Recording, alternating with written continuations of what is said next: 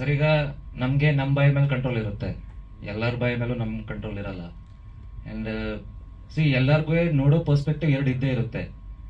ನಮ್ಗೆ ಯಾವ ಪರ್ಸ್ಪೆಕ್ಟಿವ್ ಬೇಕೋ ಅದ್ರ ಮೇಲೆ ಕಾನ್ಸಂಟ್ರೇಟ್ ಮಾಡಬೇಕು. ಗಿಮಿಕ್ ಅಂತ ನನ್ನ ಪ್ರಕಾರ ಇದನ್ನ ಸಿನಿಮಾ ಗಿಮಿಕ್ ಅಂತ ಅನ್ನಕ್ಕಾಗಲ್ಲ. ಆಬ್ವಿಯಸ್ಲಿ ಈಗ ನಾವೆಲ್ಲ ಪ್ರೆಸ್ ಮೀಟಲ್ಲೂ ಹೇಳಿದೀವಿ, ಎಲ್ಲ ಮೀಡಿಯಾದವ್ರು ಮಾತ್ರ ನಮ್ಗೆ ಸಪೋರ್ಟ್ ಇರೋದು. ಆ್ಯಂಡ್ ಆಬ್ವಿಯಸ್ಲಿ ಒಂದು ಕಮರ್ಷಿಯಲ್ ಒಂದು ರಿಲೇಶನ್ಶಿಪ್ಪು ಇರುತ್ತೆ, ಒಂದು ಪರ್ಸನಲ್ ರಿಲೇಶನ್ಶಿಪ್ಪು ಇರುತ್ತೆ. ಸೊ ಸಿನಿಮಾ ಪ್ರಮೋಷನ್ಗೆ ಅಂತ ಕಮರ್ಷಿಯಲ್ ರಿಲೇಶನ್ಶಿಪ್ ಇದ್ದಾಗ ನಾವು ಈ ಥರ ಮಾಡೋ ಅಗತ್ಯ ಏನಿದೆ? ಇಫ್ ಇನ್ ಕೇಸ್ ಕಮರ್ಷಿಯಲ್ ಇದರಲ್ಲೇ ನಮಗೆ ರೀಚ್ ಆಗ್ತಿಲ್ಲ ಅಂದರೆ ಇದರಲ್ಲಿ ರೀಚ್ ಆಗುತ್ತೆ ಅಂತ ಏನು ಪಾಸಿಬಿಲಿಟೀಸ್ ಇದೆ? ಓಕೆ, ಈ ಥರ ಗಿಮಿಕ್ ಮಾಡಿದ್ರೆ ಅದರಿಂದ 100 ಟಿಕೆಟ್ ಕನ್ವರ್ಟ್ ಆಗುತ್ತೆ ಅಂತಂದರೆ ಅದ್ರಲ್ಲಿ ಒಂದು ಅರ್ಥ ಇದೆ. ಈ ಥರ ಗಿಮಿಕಿಂದ ಜನ ಥಿಯೇಟರ್ಗಂತೂ ಬರಲ್ಲ, ನ್ಯೂಸ್ ನೋಡ್ಬೋದು, ಸಿನಿಮಾ ನೋಡಲ್ಲ. ಸೊ ನನ್ನ ಪ್ರಕಾರ ಈ ಥರ ಗಿಮಿಕ್ ಮಾಡೋ ಅಗತ್ಯ ಇಲ್ಲ. ಓಕೆ, ಗಿಮಿಕ್ ಮಾಡೋದಾಗಿದ್ರೆ ಈ ಸ್ಟಿಕ್ಕರ್ನ ಇಲ್ಲಿ ಅಂಟಿಸ್ಕೊತಿದ್ದೆ, ಅಲ್ಲಿ ನಡ್ಕೊಂಡು ಬರ್ಬೇಕಾದ್ರೆ ಹಿಂಗೆ ಕುಂಡ್ಕೊಂಡು ಬರ್ತಿದ್ದೆ. I get paid for my acting. ನನಗೆ ಹೊರಗಡೆ ಆ್ಯಕ್ಟ್ ಮಾಡೋದೇನು ಕಷ್ಟ ಅಲ್ಲ. So I can do that. ಆಮೇಲೆ ನನ್ನ ಪ್ರಕಾರ ಯಾರು ಇದನ್ನ ಗಿಮಿಕಾಗಿ ಬಳಸ್ಕೊಳ್ಳಲ್ಲ. ಸ್ಟಾರ್ಟಿಂಗ್ ಸುಧೀಂದ್ರ ಸರ್ ಫೋನ್ ಮಾಡಿದಾಗ 2 ಸರಿ ಇವ್ರಿಗೆ ಫೋನ್ ಮಾಡಿದ್ದಾರೆ. ನಾನು ಆಗ್ಲೂ ಹೇಳಿದ್ದೀನಿ, ಯಾವುದೇ ಕಾರಣಕ್ಕೂ ನಮ್ಮ ತಂದೆ ತಾಯಿಗೆ ವಿಷಯ ಗೊತ್ತಾಗಬಾರ್ದು. ನಾಡಿದ್ದೇನೆ ರಿಲೀಸ್ ಇದೆ, 2 ವರ್ಷ ಕಷ್ಟಪಟ್ಟಿದ್ದೀನಿ ಆ ಒಂದು ದಿನಕ್ಕೋಸ್ಕರ. ಆ ದಿನ ನನಗೆ ಅಲ್ಲಿ ಕೂರಕ್ಕಾಗದಿರೋದಕ್ಕೆ ನನಗೆ ಎಷ್ಟು ಬೇಜಾರಾಗಿದೆ ನನಗೆ ಗೊತ್ತಿದೆ. ಅರ್ಧ ಗಂಟೆಗೆ ಇವ್ರಿಗೆ ಫೋನ್ ಮಾಡಿ ಜನ ಹೇಗೆ ರಿಯಾಕ್ಟ್ ಮಾಡ್ತಿದ್ದಾರೆ, ಜನ ರೆಸ್ಪಾಂಡ್ ಮಾಡ್ತಿದಾರ, ನನ್ನ ಪರ್ಫಾರ್ಮೆನ್ಸ್ ಇಷ್ಟ ಆಗ್ತಿದ್ಯಾ, ಇದೇ ಪ್ರಶ್ನೆ ಕೇಳ್ತಿದ್ದೆ. ನನಗೆ ಕಟ್ಟಾಗ್ದಂಗೆ ಆಗ್ತಿದೆ ಅಲ್ಲಿ. ನಾನು 2 ದಿನ ಪೇನ್ ಕಿಲ್ಲರ್ಸ್ ಅಲ್ಲಿ ಇದ್ದೀನಿ. ಸರಿ, ಈಗ ಗಿಮಿಕ್ ಅನ್ಕೊಳೋಣ, ಗಿಮಿಕ್ ಮಾಡ್ಕೊಂಡು ನಾನು ಹಾಸ್ಪಿಟ್ಲ್ಗೆ ಹೋದೆ. ಅಲ್ಲ, ಅವ್ರು ಚುಚ್ತಾರಲ್ಲ ಇಂಜೆಕ್ಷನ್ಗಳು, ಅದು ಯಾರು ತಗೋತಾರೆ ಗಿಮಿಕ್ಗೆ? ಅದ್ರ ಜೊತೆಗೆ ಅಲ್ಲ, ಅವರು ಪೇನ್ ಕಿಲ್ಲರ್ಸ್ 2-3 ಗ್ಲೂಕೋಸ್ ಬಾಟಲ್ ಹಾಕ್ತಾರೆ. ಒಬ್ಬ ಫಿಟ್ ಆಗಿರೋ ಮನುಷ್ಯ ಸಾಕೊಂಡಿರೋನು ಇಲ್ದಿರೋದು ರೋಗ ಬಂದ್ಬಿಡುತ್ತೆ ಅವನಿಗೆ. ಸೊ ಆ ಥರ ನನ್ನ ಪ್ರಕಾರ ಗಿಮಿಕ್ ಯಾರು ಮಾಡಲ್ಲ. ಆ ಒಂದು ವಿಷಯ ಗೊತ್ತಾದ ತಕ್ಷಣ ಎಷ್ಟೋ ಜನ, ಈಗ ಪ್ರೊಡ್ಯೂಸರ್ ಸರ್ ಅವ್ರ ಆಫೀಸ್ ಮೇಲೆ ಒಬ್ರು ಅಜ್ಜಿ ಇದ್ದಾರೆ, ಅವ್ರಿಗೆ ವಿಷಯ ಗೊತ್ತಾದ ತಕ್ಷಣ ಧರ್ಮಸ್ಥಳಕ್ಕೆ ಹೋಗಿ ದಾರ ತಗೊಬಂದು ಕಟ್ಟಿದ್ದಾರೆ. ಅಲ್ಲಿ ಹಾಸ್ಪಿಟಲ್ ಮುಂದೆ ಎಷ್ಟೋ ಜನ ಫ್ಯಾನ್ಸು ನೋಡಿದಿಲ್ಲ, ಕೈ ಕಟ್ಟಿದ್ರಲ್ಲ ಅವರೇ ಕಟ್ಟಿರೋದು. ನನ್ನ ಏನೋ ಲಾಭಕ್ಕೋಸ್ಕರ ಇನ್ನೊಬ್ರು ಇಮೋಷನ್ಸ್ ಜೊತೆ ಆಟ ಆಡೋ ಸ್ವಭಾವ ನಂದಂತೂ ಅಲ್ಲ.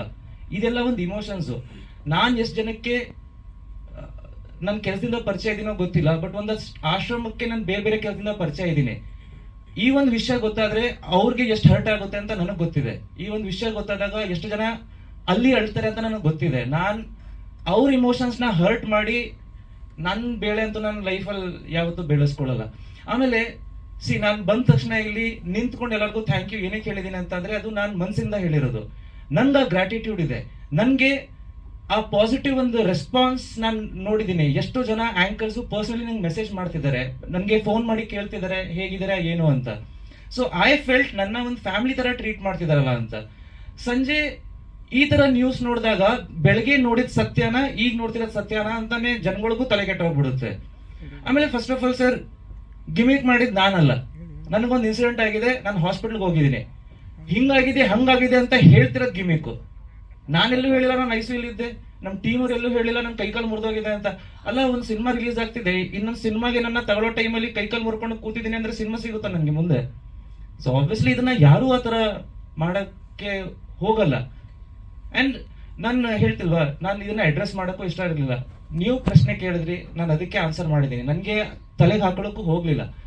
ಅದಿದ್ದೇ ಇದೆ, ಇದು ಫಸ್ಟ್ ಟೈಮ್ ಏನಲ್ಲ, ಸ್ಟಾರ್ಟಿಂಗ್ ಇಂದ ನೋಡ್ಕೊಂಡು ಬಂದಿದ್ದೀವಿ. ಒಂದನ್ನ 24 ಹೇಳೋದು, 24 ಜನಕ್ಕೆ 50 ಅರ್ಥ ಆಗೋದು. ಆ 50ಕ್ಕೂ ಪ್ರಶ್ನೆಗೆ ಉತ್ತರ ಕೊಡ್ತಾ ಹೋದ್ರೆ ನನ್ನ ಕೆಲಸ ಇದ್ದಿದ್ದು ಒಂದೇ, ಆ ಒಂದಕ್ಕೆ ಆನ್ಸರ್ ಮರ್ತೋಗುತ್ತೆ ನನಗೆ. ಸೊ ಐ ಡೋಂಟ್ ಥಿಂಕ್ ಅದನ್ನ ನಾವು ಅಡ್ರೆಸ್ ಜಾಸ್ತಿ ಮಾಡಬೇಕು. ಅಲ್ಲ ಸರ್, ಅದು ನನಗೆ ನಾನು ಇಲ್ಲ ನಾನು ಎಲ್ಲೂ ರೆಸ್ಪಾಂಡ್, ನಾನು ಅದೇ ಹೇಳಿದೆ, ಅದನ್ನ ಬಿಟ್ಬಿಡಿ. ಅವ್ರವ್ರ ಸ್ವಾರ್ಥ ಗಿಮಿಕ್, ಅವ್ರವ್ರ ಸ್ವಾರ್ಥಕ್ಕೆ ಲಾಭಕ್ಕೆ ಏನು ಮಾಡಿ ಎಲ್ಲರೂ ಹೇಳಿಲ್ಲ. ತುಂಬಾ ಕನ್ಸರ್ನ್ ಬಂದರು ಕೆಲವರು, ಅಲ್ಲೇನು ಒಂದಿಬ್ರು ಯಾರೋ ಗಿಮಿಕ್ ಅಂತ, ಅದು ಅವ್ರ ಗಿಮಿಕ್. ಈಗ ICU ಅಲ್ಲಿ ಇದ್ದಾನೆ, ಕೈಕಾಲು ಮುರಿದೋಗ್ಬಿಟ್ಟಿದೆ, ಯಾರಾದ್ರೂ ಅದ್ರ ಏನಾದ್ರೂ ಹೇಳಿದೀವ? ಯಾವ್ದು ಗಿಮಿಕ್ ಹಾಗಾದ್ರೆ? ಯಾರು ಸ್ವಾರ್ಥ ಕೆಲಸ ಮಾಡ್ತಿದ್ದಾರೆ? ಸರ್ ಇನ್ನೊಂದು ವಿಷಯ, ಸುಧೀಂದ್ರ ಸರ್ ನಿಮ್ಗೆ ಸರ್ ಇನ್ಫಾರ್ಮ್ ಮಾಡಿದಾಗ ಕಂಪ್ಲೀಟ್ ಆಗಿ ಮಾಹಿತಿ ಕೊಟ್ಟಿದ್ರು ಅಲ್ವಾ, ನಾನು ಎಲ್ಗೆ ಹೋಗಿದ್ದೆ, ಏನಾಗಿದೆ, ಏನ್ ಬಂದಿದೆ ಎಲ್ಲ. ಸರಿ, ಅದ್ರ ಮಧ್ಯೆ ಡ್ರಿಂಕ್ ಮಾಡ್ತಿದ್ರಾ ಅಂತ ಹೇಳಿದ್ರಲ್ಲ, ಅದು ಗಿಮಿಕ್. ಯಾರೋ ಆತರ ಹಾಕಿದ್ರು. ಹಾ, ಇನ್ಫಾರ್ಮೇಶನ್ ಹೋಗಿದೆ, ಫಸ್ಟ್ ಇನ್ಫಾರ್ಮೇಶನ್ ಏನ್ ಹೋಗಿದೆ ಅದನ್ನ ಪ್ರೆಸೆಂಟ್ ಮಾಡೋದು ಅಷ್ಟೇ ನನ್ಗೆ ಅನ್ಸುತ್ತೆ. It's like fair enough. ಅದ್ರ ಜೊತೆಗೆ ಬೇರೆ ಏನೇ ಸೇರಿಸಿದ್ರು ಆ ಗಿಮಿಕ್ ನಾನ್ ಹೊಣೆ ಅಲ್ಲ. ನನ್ನ ಇನ್ಫಾರ್ಮೇಶನ್ ಏನಿದೆ ನಾವು ಅದನ್ನ ತಲುಪಿಸಿದೀವಿ. ಅದನ್ನ ಯಾವ ರೀತಿ ತೋರಿಸ್ತಾರೆ ಅದ್ರ ಮೇಲೆ ನನ್ನ ಕಂಟ್ರೋಲ್ ಹೇಗಿದೆ?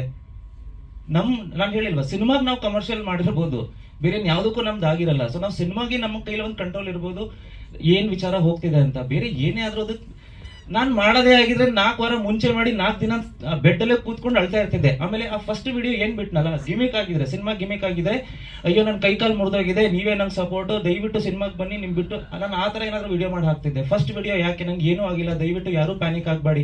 ನಂಗೆ ಲಿಟ್ರಲಿ ಆ ಟೈಮಲ್ಲಿ ನಾನು ಹೇಳಿದ್ನಲ್ಲ, ಒಂದಷ್ಟು ಆಶ್ರಮ, ಆಮೇಲೆ ನನ್ನ ತುಂಬಾ ಇಷ್ಟಪಡೋರು ನಮ್ಮ ತಂದೆ ತಾಯಿ, ಇವ್ರಿಗೆ ಯಾವ ರೀತಿ ರೀಚ್ ಆಗ್ತಿದೆ, ಇವ್ರು ಪ್ಯಾನಿಕ್ ಆಗ್ತಾರ ಅಂತ ಒಂದೇ ವಿಷಯ ನನ್ನ ತಲೆಯಲ್ಲಿ ಇದ್ದಿದ್ದು. ಸೊ ಅವ್ರಿಗೆ ವಿಷಯ ಗೊತ್ತಾಗಬಾರ್ದು ಅಂತಾನೆ ನಾನು ರಾತ್ರಿ ಎಲ್ಲ ಇದ್ದಿದ್ದು. 12 ಎಷ್ಟು ಗಂಟೆಗೆ ಬೆಳಿಗ್ಗೆ ನೀವು ಬಂದ ವಿಡಿಯೋ ತಗೊಂಡಿದ್ದು? ನನ್ಗೆ ಒಂದು 10 o'clock ಎಚ್ಚರ ಆಗಿದೆ. 12 ಗಂಟೆಗೆ ಇಮಿಡಿಯೇಟ್ಲಿ ವಿಡಿಯೋ ಮಾಡಿ ಹಾಕಿದ್ದಾರೆ. ನಾವು ರಾತ್ರಿ ಎಲ್ಲ ಬೆಳಗ್ಗೆ ಎಲ್ಲ ನೆಕ್ಸ್ಟ್ ಡೇನು ಎಳಿಬೋದಿತ್ತಲ್ಲ. ಅಂದ್ರೆ ಅದು ಮೋಸ್ಟ್ ಪ್ರಾಬಬಲಿ ಆಕ್ಸಿಡೆಂಟ್ ಆಯ್ತು, ಅದಾದ್ಮೇಲೆ ಬಾಡಿ ಬರ್ಲಿಲ್ಲ, ಮನುಷ್ಯ ಬಂದ್ಬಿಟ್ಟಲ್ಲ ಅಂತ ಮಿಸ್ ಆಗೋಯ್ತೇನೋ ಅಲ್ಲಿ ಆ ತರ.